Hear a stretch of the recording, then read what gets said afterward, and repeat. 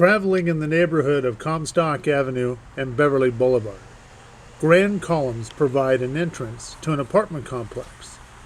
But what lies past them is a 100-year-old neoclassical mansion that has been obscured from street view since the late 1960s and is another Whittier hidden gem.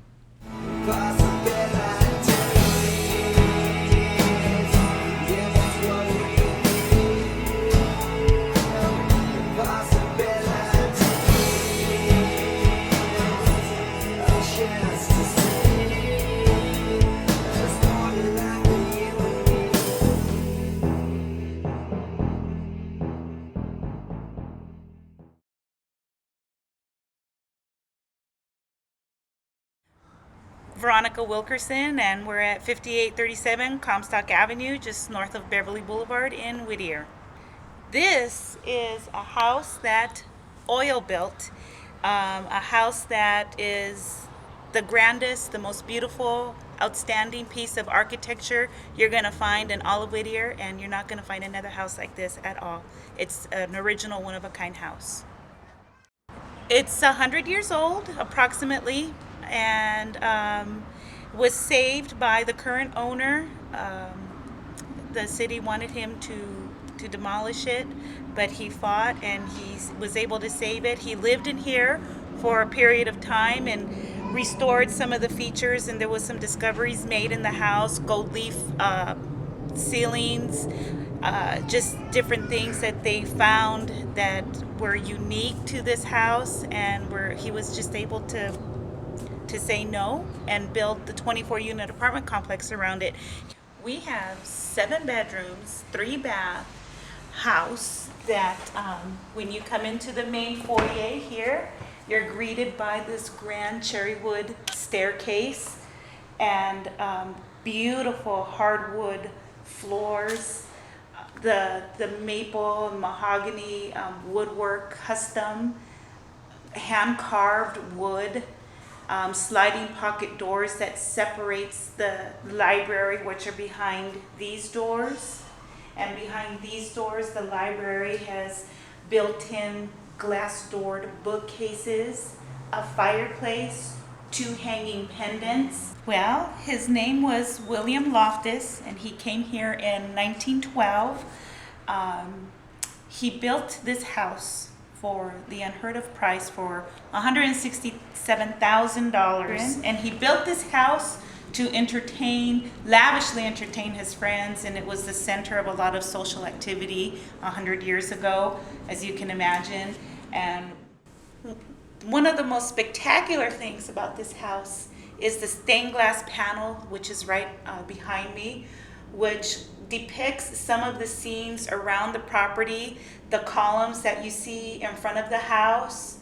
There's some torches in the stained glass panels, and it's been reported that this is an unsigned original Dale Tiffany.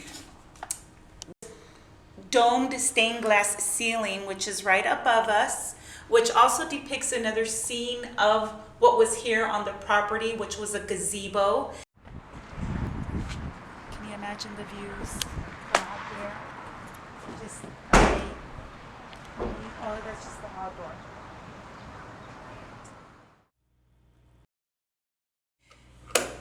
The original push button lighting that's here in the house that was common and standard for houses in this era, he decided to keep because he wanted to keep as much of the original details as possible in the house.